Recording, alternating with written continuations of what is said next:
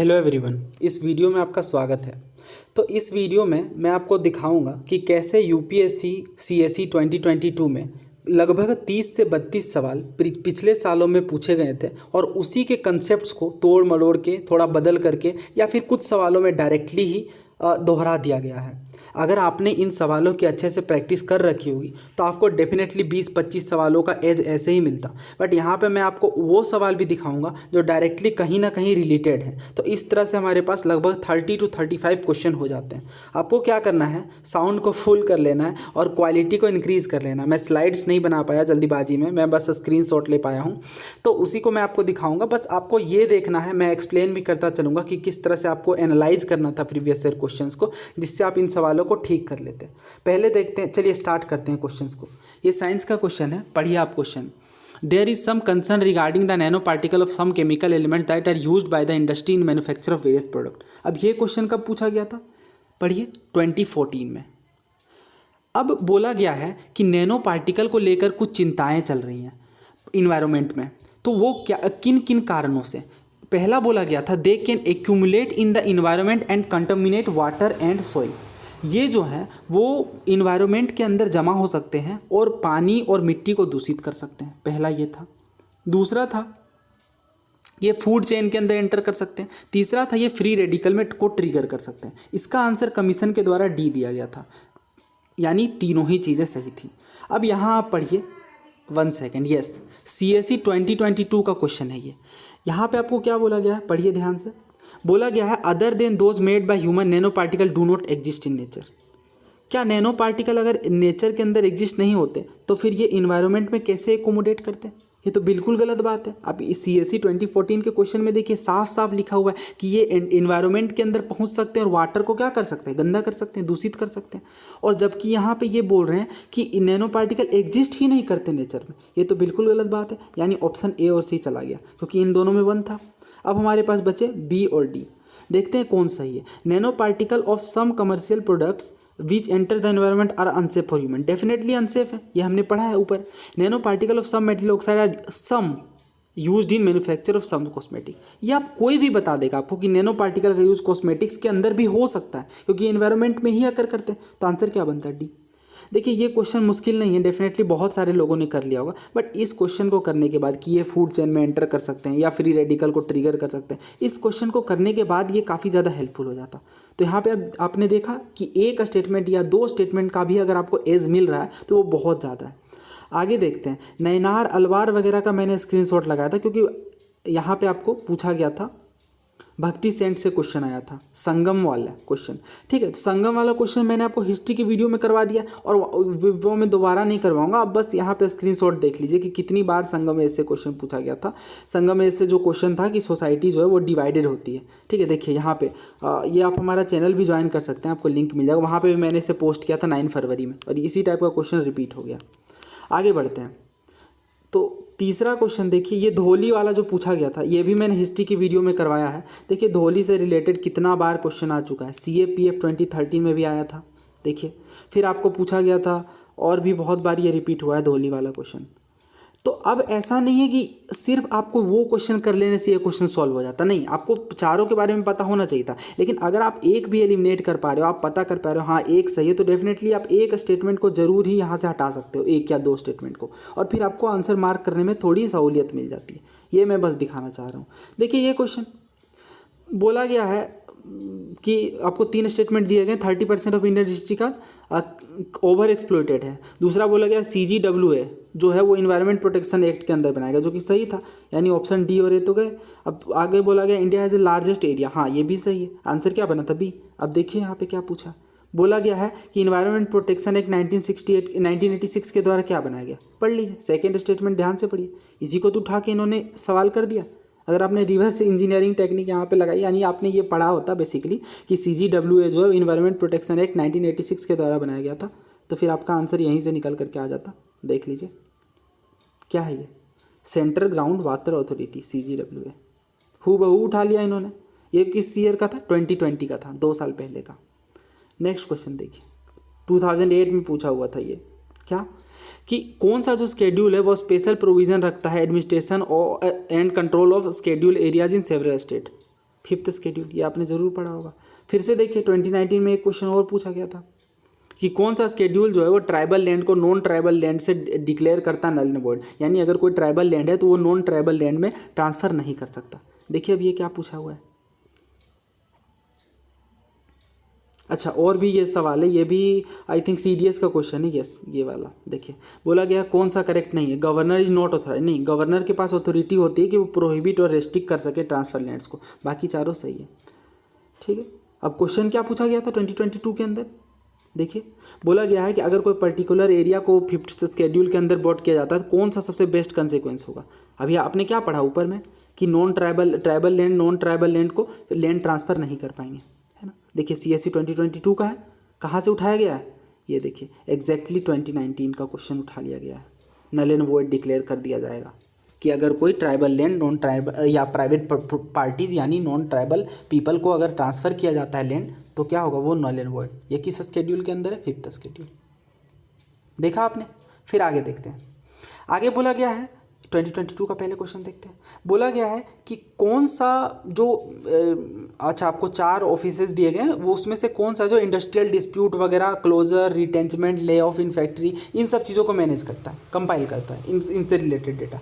देखिए 2015 का क्वेश्चन क्या बोला गया है कि consumer price index number for industrial worker के लिए कौन निकालता है, लेबर ब्यूरो।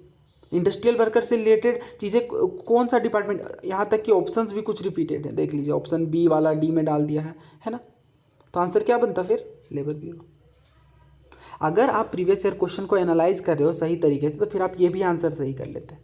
अगला देखते हैं, बोला गया इन्फ्लेशन यानी महंगाई को रोकथाम के लिए कौन सा डिपार्टमेंट काम करेगा, RBI। कितनी बार इन्होंने पूछा है, देखिए इवन 2022 में ही पूछ रखा है कि जो अगर इन्फ्लेशन वगैरह बढ़ता है तो जो RBI है वो सेल करेगा। ऑफ कोर्स RBI के पास ही ये अथॉरिटी है कि वो मैनेज करे इन चीज़ों को, जैसे इन्फ्लेशन बढ़ गया तो फिर उससे लड़ने के लिए क्या करना है, कॉम्बेट करने के लिए क्या करना है, right. Next question, Asian infrastructure bank के बारे ये मैंने क्यों लगाया, क्योंकि इनसे रिलेटेड एक क्वेश्चन आया था।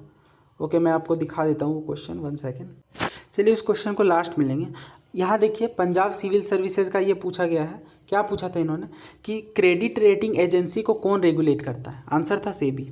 और ये देखिए CSE 2022 में क्या पूछा है, इंडिया में जो क्रेडिट रेटिंग एजेंसी है वो रेगुलेट करता है RBI। गलत हो गया, यानी आंसर क्या बना, ऑप्शन बी। तो ऐसा नहीं है कि पब्लिक स्टेट PSCs के सवाल रिपीट नहीं होते, वहाँ से भी सवाल निकल के आते हैं। वैसे ये इजी क्वेश्चन था, आपने ये जरूर बेसिक टेक्स्ट बुक में किया होगा, बट अगर आपने सिर्फ प्रीवियस ईयर भी करके जा रहे हो तो वहाँ से भी आप काफ़ी चीज़ें निकाल सकते हो। आपको मैंने उदाहरण दिखा दिया, पंजाब PSC का। वैसे UPSC ने खुद ने भी ये पूछा हुआ था, थोड़ा अदर मतलब डायरेक्टली नहीं था, इसलिए मैंने इसे ले लिया। 2021 का भी देखिए क्वेश्चन, उससे पहले मैं आपको 2022 का क्वेश्चन दिखाता हूँ। कौन सा क्वेश्चन है ये, the effect of devaluation of, अच्छा ये क्वेश्चन आगे आएगा। उसके बाद देखिए वैक्सीन से जो सवाल पूछा गया था, ये देखिए CDS से ही इन्होंने उठा लिया था डायरेक्ट। ये क्वेश्चन CSE 2022 में पूछा गया। बोला गया है कि इन स्टेटमेंट पे विचार करना आपको, जो सीरम इंस्टीट्यूट है वो कोविड-19 वैक्सीन को यानी कोविशील्ड को बना रही है mRNA टेक्निक के द्वारा। कोविशील्ड को mRNA, याद रखिएगा, यहाँ देखिए कोविशील्ड mRNA, क्या ये सही था, नहीं, 2 तो गलत था, आंसर क्या था, C था। यानी कोविशील्ड mRNA टेक्निक यूज़ नहीं करता है, यानी आपको 1 ऑप्शन को एलिमिनेट करना था, 1 को एलिमिनेट कर दीजिए, क्या बन गया, ऑप्शन बी। अगर आपने CDS का सवाल किया होता तो आप समझ चुके होते कि जो कोविशील्ड है वो mRNA नहीं DNA वैक्सीन है, तो ये गलत हो जाता। तो फिर 2 जब जैसे ही आप यहाँ पे कैंसिल करोगे, देखिए 1 को आप जैसे ही कैंसिल करोगे, mRNA प्लेटफॉर्म जो है वो गलत दिया हुआ है इन्होंने, mRNA गलत है, तो फिर आंसर क्या बन रहा है, क्योंकि 1 तो तीनों में ही है, ऑप्शन बी। तो इस तरह से आपको करना है। नाउ नेक्स्ट देख लीजिए, ये क्वेश्चन मैंने आपको हिस्ट्री वाले लेक्चर में करवाया है। देखिए ये जो क्वेश्चन था ना, भोज राष्ट्रकूट, ये वाला खुद UPSC ने 2020 में पूछा हुआ था कि राइज ऑफ प्रतिहार अंडर भोज। तो आप यहाँ से समझ जाते हैं कि भोज किंग जो है वो प्रतिहार डायनेस्टी के है ना। तो फिर यहाँ पे भोज किंग जो है वो क्या हो जाता है, राष्ट्रकूट तो होता नहीं, प्रतिहार होता। ये तो आप गलत कर देते हैं, ठीक है। मैं मानता हूँ कि आप सिर्फ एक सिंगल स्टेटमेंट से आंसर तक नहीं पहुँच पाते, बट आप ऑलरेडी 2 चीज़ें तो जान ही रहे होगे कि हाँ जय शक्ति जो है वो गलत है, नानुक सही है या नागभट्ट सही है। बट अगर आपसे एक स्टेटमेंट भी एलिमिनेट हो रहा है वहाँ पे सिर्फ प्रीवियस ईयर के बदला, तो ये आपकी बहुत ही ज़्यादा एज है, ठीक है। तो 110 प्लस स्कोर करने की यही टेक्निक होती है कि आपको बहुत ही थोरोली प्रीवियस ईयर एनालाइज करना है। देखिए नेक्स्ट क्वेश्चन, बोला गया है, ये CDS का क्वेश्चन से पहले मैं आपको CSE का क्वेश्चन दिखा देता हूँ। बोला जा रहा है कि गवर्नमेंट ऑफ इंडिया एक्ट 1919 में 2 लिस्ट बना दिए गए, रिजर्व लिस्ट और ट्रांसफ़र लिस्ट। कौन कौन से सब्जेक्ट रिजर्व लिस्ट के अंदर थे?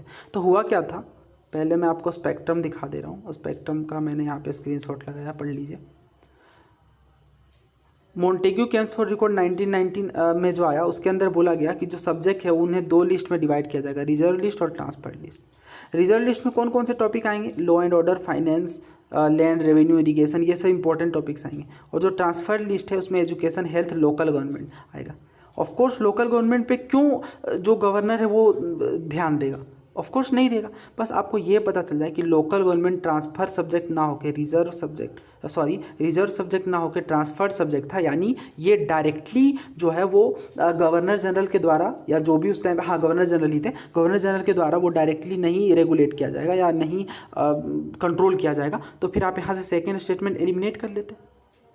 आंसर क्या बनता फिर? सी।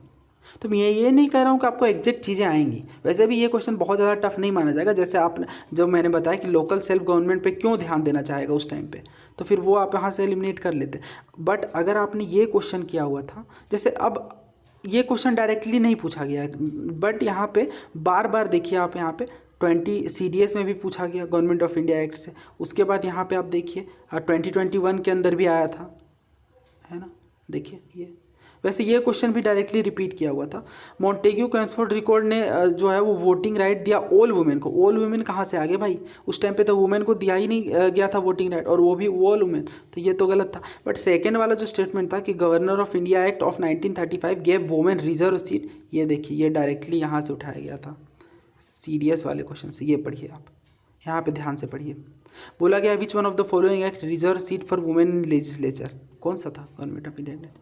तो क्वेश्चन रिपीट हो रहे हैं डेफिनेट। अब ये क्वेश्चन बहुत ज़्यादा टफ था, बहुत सारे टीचर्स ने इवन बता दिया कि जो सेकंड स्टेटमेंट वो भी रॉन्ग है। बट आप खुद देख लीजिए, यूपीएससी का जो एग्जाम CDS के द्वारा लिया, यूपीएससी के अंदर जो CDS का एग्जाम होता है उसमें इन्होंने खुद इसे क्वेश्चन के स्टेटमेंट में पूछा है कि कौन सा जो एक्ट है वो वुमेन के लिए लेजिस्लेचर में सीटें रिजर्व करता है, गवर्नमेंट ऑफ इंडिया एक्ट 1935। आगे बढ़ते हैं। नेक्स्ट क्वेश्चन देखिए CDS 2016 का है, उससे पहले CSE 2022 का देख लेते हैं। बोला गया है कि क्रिप्स मिशन के बारे में आपको विचार करना है। ये भी अगेन टफ क्वेश्चन था। क्रिप्स मिशन के बारे में पूछा गया था। The constituent assembly would have member nominated by the provincial assembly as well as principal state. क्या दोनों जगह से नॉमिनेटेड मेंबर अगर होते तो एक्सेप्ट किया जाता? बिल्कुल गलत बात है। नॉमिनेटेड मेंबर नहीं, प्रोविंशियल असेंबली से इलेक्टेड मेंबर होने चाहिए थे। या आपने कॉन्स्टिट्यूएंट असेंबली की बात की जा रही है, तो क्या हमारे संविधान बनाने वाले क्या इस बात को एग्री कर जाते कि आप दोनों जगह से नॉमिनेटेड मेंबर यानी मनोनीत करके लोगों को कि हाँ मैंने इसे चुन लिया वैसे चुन लिया, इस तरह का सिस्टम तो डेफिनेटली नहीं होता। इलेक्टेड मेंबर की बात की जाती, तो ये तो कोई भी एलिमिनेट कर लेगा जिसने बेसिक चीज़ें पढ़ी है कॉन्स्टिट्यूएंट असेंबली के बारे में। बट सेकेंड वाला थोड़ा टफ था। Any province which is not prepare to accept the new constitution, यानी कोई भी प्रांत जो अगर नए संविधान को नहीं मानता है उसके पास ये राइट होगा कि वो सिसीड कर ले the right to sign a separate agreement. अच्छा, ब्रिटेन के साथ वो सेपरेट एग्रीमेंट साइन कर सकता है। सेकेंड वाला स्टेटमेंट ध्यान दीजिए। अब आप ये पढ़िए CDS 2016 का क्वेश्चन। क्या पूछा गया था कि कौन सा कथन सही नहीं है? It was sent to India by British government, बिल्कुल सही है। It propose that the constitution of India was to be framed by an elected constituent. देखिए इलेक्टेड, देख रहे हो आप, यहाँ से उठाया गया था नहीं, फर्स्ट तो सही होता, बिल्कुल सही है। थर्ड वाला पढ़िए ध्यान से। Any province which was not prepare to accept the constitution would be free to retain its constitutional existing at that time. नहीं, फ्री नहीं था वो अपने कॉन्स्टिट्यूशनल, इसका मतलब ये थोड़े है कि कोई प्रोविंस अगर कॉन्स्टिट्यूशन को एक्सेप्ट नहीं कर रहा है तो वो अलग से अपने वजूद में रह सकता है, ऐसा नहीं था। उसे साइन करना पड़ा, वो सेपरेट जो है वो कानून बना सकता था ब्रिटेन के साथ, बट ऐसा नहीं था कि कॉन्स्टिट्यूशनल एग्जिस्टिंग में ही अलग हो जाए। तो ये वाला गलत था और यही से यहाँ पे पूछा गया था, यानी इसमें कौन सा गलत हो जाता? Second, which of the following statement correct. Second वाला क्या है करेक्ट। तो यहाँ आप देख रहे हो किस तरह से इन्होंने क्वेश्चन को रिपीट किया है। सो आप इसे ध्यान से पढ़ लीजिए, एनालाइज कर लीजिए। ये CDS वाले क्वेश्चन का आंसर सी था, राइट। और फिर वही बात बोली गई है कि British government could enter into a separate constitutional arrangement with any of the according. क्या आपको नहीं लग रहा है कि ये जो D स्टेटमेंट है वो एग्जैक्टली यहाँ पे पूछा गया? पढ़ लीजिए फिर से आप। तो ब्रिटिश गवर्नमेंट क्या सेपरेट कॉन्स्टिट्यूशनल अरेंजमेंट किसी भी प्रोविंस के साथ बना सकती थी? यही चीज़ तो यहाँ पे बोला जा रहा है कि एनी प्रोविंस जो न्यू कॉन्स्टिट्यूशन को एक्सेप्ट करने के लिए तैयार नहीं थी वो सेपरेट में एग्रीमेंट साइन कर सकती ब्रिटेन के साथ, और यही चीज़ यहाँ पे सही थी। तो डायरेक्टली नहीं पूछा जाएगा डेफिनेटली, बट स्टेटमेंट भी अगर आपके रिपीट हो रहे हैं तो आप क्या कीजिए, एक टेक्स्ट बुक लेके, नोटबुक लेकर के आप उसमें वहाँ पे चीज़ें नोट करते चलिए, जो भी आपको नई चीज़ें मिले। ये क्वेश्चन देखिए, लंबा सा क्वेश्चन है, बहुत ही ज़्यादा लंबा और टफ लग रहा है देखने में, बट है बहुत ईजी। बोला गया कौन सा नाइट्रोजन फिक्सिंग प्लांट है। बहुत बार ये पूछा गया है एग्जाम में कि नाइट्रोजन फिक्सिंग प्लांट क्या होते हैं। पढ़िए यहाँ पे, नाइट्रोजन फिक्सिंग बैक्टीरिया कौन से प्लांट में के रूट में होता है, पल्सेज में, दाल के अंदर। मैं आपसे पूछता हूँ क्या स्पिनेक दाल है, यानी जो पालक है वो क्या दाल के अंदर आता है? आप बोलेंगे बिल्कुल नहीं, यानी स्पिनेक को आप कैंसिल कर लीजिए। आंसर क्या बना? Option A. कुछ भी करना नहीं था, बस आपको दाल ढूंढने थे यहाँ में से कि कौन कौन से यहाँ पे पल्सेज हैं, है ना। अल्फाल्फा है, चिकपी है और क्लोवर। नाम भी बहुत लोगों ने, इवन मैंने भी नहीं सुने हैं, अमेरेंथ के वगैरह के बहुत कम यूज होते हैं, बट सिर्फ आप स्पिनेक के थ्रू इसे निकाल सकते थे, अदरवाइज फिर आपको ये क्वेश्चन स्किप ही करना पड़ता। नेक्स्ट क्वेश्चन बोला गया है, पहले मैं आपको 2022 वाला दिखाता हूँ। आपको बोला गया है कि 3 स्टेटमेंट है, आपको विचार करना है। अगर इन्फ्लेशन बहुत ज़्यादा है तो आरबीआई क्या करेगी? गवर्नमेंट सिक्योरिटीज़ को बाय करेगी। क्या ये सही है? पहले ये बताइए इन्फ्लेशन क्या होता है। इन्फ्लेशन का मतलब होता है कि लोगों के हाथ में पैसे का बढ़ जाना, राइट। तो मनी सप्लाई का बढ़ जाना। कौन कौन सी चीज़ें मनी सप्लाई को बढ़ाएंगी? Purchase of government security from the public by central bank, यानी सेंट्रल बैंक यानी आरबीआई के द्वारा गवर्नमेंट सिक्योरिटी को क्या करना? परचेज करना, ना कि सेल करना। ठीक है, इसका आंसर क्या था? इसका आंसर था ऑप्शन सी, 1 और 3। और borrowing by the government from the central bank. अब जिन्हें बेसिक्स नहीं पता है इकोनॉमिक्स का, उनके लिए मैं बता दे रहा हूँ कि जो इन्फ्लेशन है उसके अंदर क्या होगा इन्फ्लेशन से लड़ने के लिए, कॉम्बैट करने के लिए आपको जो लोगों के हाथ में पैसा उसे कम करना होता है। तो आपको मैं इसे बेसिक समझा दे रहा हूँ कि जब गवर्नमेंट सिक्योरिटी को परचेज किया जाएगा तो ये जो है मनी सप्लाई वो बढ़ेगा। तो वही चीज़ को बस आपको यहाँ पे ध्यान में रखना था, क्या कि जो इन्फ्लेशन बहुत ज़्यादा है तो आरबीआई, इन्फ्लेशन का मतलब वही जो मनी इफेक्ट जो ऊपर वाले क्वेश्चन में एग्जैक्टली वहीं से ये क्वेश्चन डायरेक्टली उठा लिया गया, बस वर्ड को चेंज कर दिया गया। आरबीआई क्या बाय करेगी क्या? नहीं, परचेज करेगी।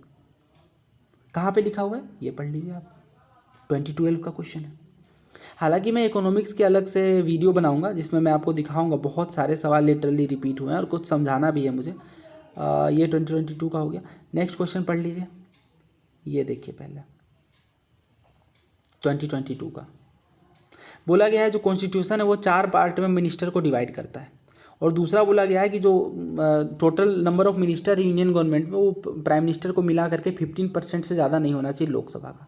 अब ये तो आपको पता होगा 15% वाला, ये बार बार पूछा जाता है, इवन बीपीएससी में भी पूछा गया। 91st कॉन्स्टिट्यूशनल अमेंडमेंट एक्ट के तहत ये किया गया था। देखिए सीडीएस में पूछा गया, फिर देखिए सीएसई खुद ने भी ये पूछा है, यानी सेकंड तो फोर श्योर सही है। अब देखिए सेकंड वाला आपको रिपीटेड क्वेश्चन था, यानी आपको ऑप्शन बी होता या फिर सी होता, ए और डी तो होता नहीं। तो इवन आप एलिमिनेट कर पा रहे हो, वैसे अगर 1-2 स्टेटमेंट भी आप एलिमिनेट कर पा रहे हो तो ये आपके लिए एज है, क्योंकि जो कोई लोग कुछ क्वेश्चन स्किप करेंगे वहाँ पे आपको एक्स्ट्रा, आप डेफिनेटली अब 2 बच गए तो आप तो अटेम्प्ट करेंगे, 50-50 चांसेस बन गए। वैसे ये क्वेश्चन डिफिकल्ट था नहीं, कॉन्स्टिट्यूशन जो है वो डिवाइड नहीं करता है मिनिस्टर को, ये भी बहुत बार पूछा गया। क्योंकि आप खुद बताइए क्या डिप्टी मिनिस्टर के बारे में हमारे कॉन्स्टिट्यूशन में लिखा गया है, डिप्टी प्राइम मिनिस्टर के बारे? आप बोलेंगे नहीं, ये एक्स्ट्रा कॉन्स्टिट्यूशनल चीज़ें हैं, है ना। तो फिर वहाँ पे कैसे होता?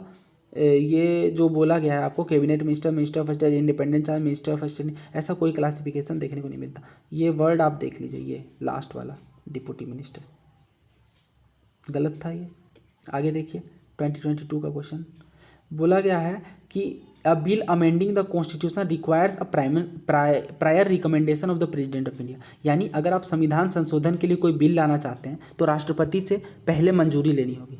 अब इस क्वेश्चन को पढ़िए, ये CDS 2022 का क्वेश्चन है, ये वाला। आपको बोला गया है कि which of the following statement about a bill is not correct, कौन सा सही नहीं है। आर्टिकल जो है वो 368(2) है, बिल्कुल सही है। जॉइंट सीटिंग जो है वो रिजोर्ट किया जाता है अमेंडिंग द कॉन्स्टिट्यूशन के लिए, क्या किया जा सकता है? नहीं, बिल्कुल नहीं, जॉइंट सीटिंग का प्रोविजन नहीं है। अदरवाइज फिर फ़ायदा क्या होगा कॉन्स्टिट्यूशन अमेंडमेंट बिल लाने का? हर बार तो लोकसभा ही पावर में रहेगी। आगे बोला गया state legislature can not initiate any bill, ये बिल्कुल सही बात है। स्टेट लेजिस्लेचर के पास पावर नहीं कि वो संविधान संशोधन बिल लेके आए। चौथा बोला गया है the previous sanction of president of India is not required, ये सही था, तभी तो ये गलत बना। देखिए यही चीज़, यानी कि जो राष्ट्रपति है उससे पूर्व मंजूरी लेने की ज़रूरत नहीं है, लेकिन यहाँ तो बोला गया कि मंजूरी लेने की ज़रूरत है, यानी ये क्या हुआ? गलत। 1 को आप एलिमिनेट कर दीजिए, आंसर क्या बना? बी। देख रहे हो किस तरह से CDS से सवाल डायरेक्टली इन्होंने कॉपी किया है। बस डी स्टेटमेंट अगर आपको पता होता कि ये सही है तो फिर वो क्या हो जाता, गलत हो जाता, क्योंकि यहाँ तो नोट की बात बोली गई है। आप समझ रहे हो ना कि ये गलत हो गया। आंसर क्या बनता है 2 और 3। अगला सवाल देखिए, पूछा गया कौन सा बर्ड नहीं है, कौन सा बर्ड नहीं है। Golden mahseer, Indian night jar, spoon bill, white ibis. देखिए ये भी क्वेश्चन रिपीटेड है। ब्लू फील्ड महसीर, वैसे तो ये आपको पता ही होगा, महसीर बहुत ही फेमस फिश का नाम है। कावेरी रिवर सही था। इरावदी डॉल्फिन नहीं, चंबल रिवर कहाँ से आ जाएगा इरावदी में। रस्टी स्पॉटेड कैट ये सही था। तो यानी यूपीएससी चाहती है कि आप जो स्टेटमेंट्स ऑप्शन के अंदर हैं उन्हें भी आप डिटेल से पढ़ें। देख रहे हो आप, महसीर जो फिश है आप डायरेक्टली पढ़ लेते हो। ब्लू फिंड, फिंड का मतलब क्या होता है पता है ना। हाँ, ये जो फिश के साइड में होते हैं ना वो फिंड होते हैं। वहाँ से भी आप समझ जाते हैं कि महसीर क्या है, एक मछली का नाम है ना कि पंछी का। इजी क्वेश्चन था, ऑप्शन है। बट जिन्होंने सुन रखा है उनके लिए, जिन्होंने नहीं सुन रखा बिल्कुल भी नया वर्ड है जिनके लिए, उन्हें थोड़ा टफ लगा। वैसे ये बहुत ज़्यादा चर्चा में था महसीर वाला। आगे देखिए 2022 का क्वेश्चन, ये देखिए पॉलीथीन टेरिप्थेलेट के बारे में पूछा गया। अब ये क्या नया है? नहीं। CSE 2020 कहाँ गया वो क्वेश्चन मैंने लगाया है। अच्छा यहाँ पे नहीं लगाया, 1 सेकेंड मैं आपको दिखा देता हूँ। ये देखिए बिस्फिनोल के बारे में आपसे पूछा गया था कि क्या है, तो यूपीएससी चाह रही, देखिए ये ऑप्शन था पॉलीइथाइलिन टेरिप्थेलेट का। यूपीएससी चाह रही है कि आप जो है वो ऑप्शंस को भी स्टडी करो ध्यान से, ठीक है। वैसे इसका आंसर पॉलीकार्बोनेट था। पॉलीकार्बोनेट क्या है अभी हम लोग देखेंगे, क्वेश्चन को पढ़ लीजिए। पॉलीइथाइलिन टेरिप्थेलेट के बारे में पूछा गया था कि निम्नलिखित कथनों पर विचार करिए। पहला, it's fibre can be blended with wool, okay can word है। फिर अगला देखते हैं, container made of it can be used to store any alcoholic beverage. तीसरा है, bottle made of it can be recycled into other product. चौथा है, article made of it can be easily disposed of of by incineration without causing green house gas emission. पहले ये बात कि polythene टेरिप्थेलेट क्या है, एक तरह का प्लास्टिक है। कौन कौन से प्रोडक्ट, देखिए इस तरह के आपने देखे होंगे ना, इस तरह के डब्बे बहुत ज़्यादा यूज़ होते हैं, यही है पॉलीइथाइलिन टेरिप्थेलेट। इसी का इस्तेमाल होता है, इस तरह के बोटल्स का इस्तेमाल होता है पॉलीइथाइलिन टेरिप्थेलेट को बनाने में। सॉरी, पॉलीइथाइलिन टेरिप्थेलेट का इस्तेमाल होता है इन बोटल्स को बनाने में। अब आप बहुत कुछ कर लोगे अगर आपको बस इतना पता था तो। अब ये कहाँ से मैंने आपको दिखाया, ऑप्शन से कैसे उठाया गया। यूपीएससी चाह रही है आप ऑप्शंस को भी अच्छे से पढ़ें। वैसे ये 8th क्लास की एनसीईआरटी में भी आपको मिल जाएगा। तो करते हैं फिर कोशिश बनाने की। Container made of it can be use to store any, क्या एनी हो सकता है? नहीं। क्या हर तरह के, तो यहाँ से आप 2 को एलिमिनेट कर लीजिए। चौथा बोला गया था, article made of it can be easily dispose of without causing green, क्या आप प्लास्टिक वाली चीज़ों को जलाओगे और ग्रीन हाउस गैस एमिशन नहीं होगा? It is impossible. 4 भी चला जाता। ऑप्शन क्या बनता है? सही है। It can be blended with wool, right है। तो फिर आपका ऑप्शन ए सही बन गया था। बस आपको थोड़ी बहुत जो चीज़ें बताया आप उसी का इस्तेमाल करके एलिमिनेशन टेक्निक का यूज़ करके इसे निकाल सकते थे। अगला देखिए, ये है आपका क्वेश्चन, ये CSE 2022 का क्वेश्चन है। बोला गया है WHO एयर क्वालिटी गाइडलाइंस के अनुसार से आपको निम्नलिखित चीज़ों पर विचार करना है। The 24 hour mean of PM मतलब picometer 2.5 should not exceed 15 UG per meter cube and annual mean of PM in a year. The highest level of ozone pollution occur during the period of increment weather. Increment weather मतलब क्या होता है? Stormy weather या rainy weather, जब weather change हो तो क्या, जब ओजोन पोल्यूशन जो है वो बढ़ता है इंक्रीमेंट वेदर के टाइम पे? नहीं, सबसे ज़्यादा जब सनलाइट होता है तभी फोटोकेमिकल स्मोक बनता है। ये पढ़िए, ये पढ़िए। फोटोकेमिकल स्मोक में क्या होता है? हमेशा ओजोन होता है। और फोटोकेमिकल स्मोक कब बनता है बताइए आप? जब सनलाइट बहुत ज़्यादा प्रॉपर हो। तो यहाँ से आपको क्या पता चल गया कि सेकंड गलत है।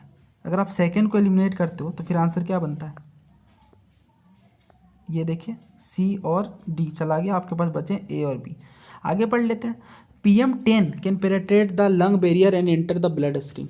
अब यहीं पे इन्होंने बोला है PM 2.5 और दूसरा में बोला PM10। सबसे छोटा कौन बना? PM 2.5। छोटी चीज़ें ब्लड स्ट्रीम में एंटर भले कर भी सकती हैं, बट क्या इतना बड़ा जो कि जिसकी साइज पिकोमीटर 10 है वो क्या लंग बैरियर में एंटर कर सकता है? नहीं। तो आंसर क्या बना? B। ये ऑल्दो आप 100% नहीं हो, बट एटलीस्ट तो आपने 2 ऑप्शन तो एलिमिनेट कर ही लेते आप। यहाँ से देखिए, ओजोन के बारे में हर साल हर एग्जाम में ओजोन से सवाल आते हैं, मुझे बताने की भी ज़रूरत नहीं है, यू नो। अगला देखिए, ये पढ़िए, ये पढ़िए। प्रोबायोटिक्स के बारे में सवाल पूछा गया था। प्रोबायोटिक्स क्या होता है? प्रोबायोटिक्स, उससे पहले मैं आपको ये करवा लेता हूँ। देखिए WBPSC में भी पूछा गया, प्रोबायोटिक्स ऑप्शन के अंदर था। वैसे क्वेश्चन कुछ और था बट ऑप्शन में प्रोबायोटिक्स था। पूछा गया था pollution in soil can be broken by और इसका आंसर था बायो रेमेडिएशन। ये टेक्निक होती है, इस पर कभी विस्तार से बात करेंगे। देखिए हरियाणा सिविल सर्विसेज में भी पूछा गया था कि एक पेशेंट जो है वो स्टोमक पेन से सफ़र कर रहा है और इनडाइजेशन यानी अपचन से, तो बोला गया है डॉक्टर ने उसे प्रोबायोटिक्स लेने को। क्यों? क्योंकि प्रोबायोटिक क्या प्रोवाइड करता है? बेनिफिशियल बैक्टीरिया को प्रोवाइड करता है ताकि हेल्दी डाइजेशन हो सके। और देखते हैं प्रोबायोटिक से क्या सवाल पूछा गया। CAPF 2011 यानी 2011 में भी पूछा गया था क्या, कि पेशेंट जो है वो प्रोलॉन्ग्ड इलनेस और एंटीबायोटिक रिजाइम से सफ़र कर रहा है और उसे प्रोबायोटिक्स को लेने की सलाह दी गई है। अब प्रोबायोटिक्स में क्या होता है? Lactic acid bacteria. और देखिए, नहीं, दो ही सवाल थे। तो अब यहाँ से आपको बहुत कुछ आइडिया मिला होगा प्रोबायोटिक्स के बारे में। क्या प्रोबायोटिक्स बैक्टीरिया और यीस्ट से बना होता है? Of course. द ऑर्गेन अभी तो हमने देखा ना, प्रोबायोटिक्स बैक्टीरिया से बना होता है। दूसरा बोला गया the organism probiotic are found in food we ingest but they do not naturally occur in our gut. नहीं, ऐसा नहीं है, नेचुरली अकर कर सकते हैं। आगे बोला गया था प्रोबायोटिक्स है, ये तो बिल्कुल सही था। इवन आप ये पता कर लेते कि हाँ प्रोबायोटिक्स पाचन में मदद करता है, थर्ड वाला, और प्रोबायोटिक्स बैक्टीरिया से भी बना होता है, तो एक ही ऑप्शन ऐसा था जिसमें 1 और 3 हो। इवन 2 किसी में था ही नहीं, मतलब 1, 2 और 3 वाला पेयर था ही नहीं। अगर होता तो एक पल के लिए आप कन्फ्यूज भी हो सकते थे, है ना। तो फिर यहाँ से आपका आंसर, तो देख रहे हो कैसे प्रीवियस ईयर की हेल्प से हम आंसर निकालते जा रहे हैं। बट अगेन आपको थोरो एनालिसिस करनी ही होगी प्रीवियस ईयर की, तभी आप कर पाओगे। देखिए ये क्वेश्चन क्यू बीट के बारे, आई नो ये क्वेश्चन बहुत ईजी है, बट अगेन फिर आपको मैं आप ये भी देख लो कि ये क्वेश्चन देखिए Jharkhand PSC, Jharkhand public service commission में भी पूछा गया था कि जो बेसिक यूनिट है क्वांटम इन्फॉर्मेशन की, QU for quantum, and bit क्या होती है? बेसिक यूनिट होती है कंप्यूटर के अंदर। तो फिर इसका आंसर क्या बनता? Quantum computing. बहुत ही ईजी क्वेश्चन था, बहुत ही ज़्यादा, बट अगेन ये भी किसी ना किसी पब्लिक सर्विसेज कमीशन के एग्जाम से रिपीटेड है। ये क्वेश्चन पहले देखिए। बोला गया था कि साल का सबसे लंबा दिन कौन सा होता है? Second half of month of June. बहुत easy question, I know, but अगर आपने पेरिहिलियन अफिलियन वाले कंसेप्ट अच्छे से किए होते, ये देखिए 1 और 3 इसका आंसर सही है। आप खुद से पढ़ लो, बहुत ही ज़्यादा ईजी है क्योंकि। तो फिर क्या बनता है तो फिर आप यहाँ पे ईजिली निकाल लेते हैं। अगला देखिए थोरियम वाला, ये मैंने आपको दिखाया, आप मेरी ज्योग्राफी की वीडियो देख लीजिए कि कहाँ कहाँ से सवाल है, वहाँ पे मैंने ये दिखाया हुआ है। India does not have any deposit of thorium, Kerala monazite sand contain uranium. दोनों ही बातें गलत थी। इंडिया के पास थोड़ी बहुत डिपॉजिट है थोरियम की, और केरला के मोनाजाइट में यूरेनियम ना होके थोरियम मिलता है। अब देखिए ये 2022 का question, monazite is a source of rare earth, monazite occur naturally in the entire coast. ये तो बहुत ही ज़्यादा एक्सट्रीम स्टेटमेंट है, बस यही आप काट लेते तो आपका आंसर बन जाता। मोनाजाइट में थोरियम होता है, बिल्कुल होता है। रेयर अर्थ का एक सोर्स है, बिल्कुल है। गवर्नमेंट बॉडी सिर्फ प्रोक्योर कर सकती है, प्रोसेस कर सकती है मोनाजाइट को। अगला देखिए, बोला गया नामचा बरवा नंदा देवी नोकरेक। अब नोकरेक वाला जो है, आप यहाँ पढ़िए, ये पढ़िए, नोकरेक बायोस्फीयर रिजर्व गारो हिल्स, ये CSE 2013 का क्वेश्चन है।